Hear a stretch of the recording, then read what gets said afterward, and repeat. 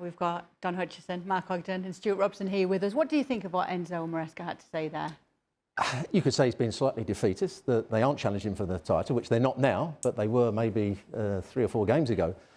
He's absolutely right. Nobody expected Chelsea to be in the top 4. We saw them pre-season. They came over to America and they were all over the place. He was trying to get the defensive line right and that was all wrong. They were trying to play out from the back and they were giving the ball away.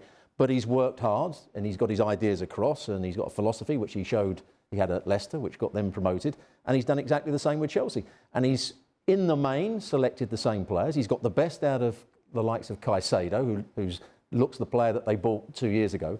So he's done a lot of things right.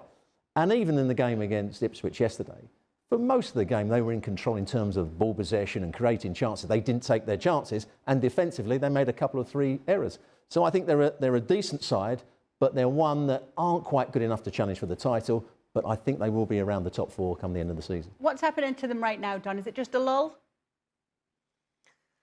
It's a bit of a pattern because he had the same at this period against, well, when he was at Leicester in the December period where I think they had a lull as well and lost a few games.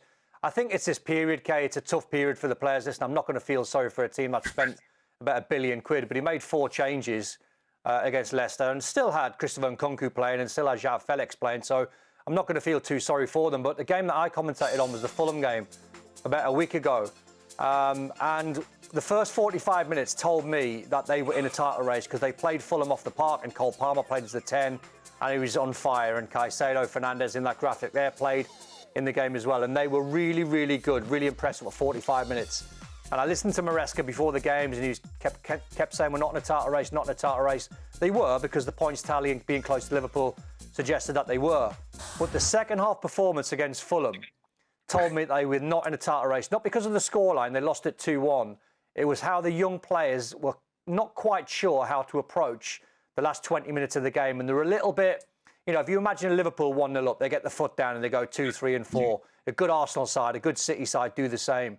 Chelsea were like a bit young and they were winning 1-0 with 20 to go and they thought, I'm not sure what to do here. I'm a little bit anxious. Let's protect what we've got. And they sat back. They allowed Fulham back in the game.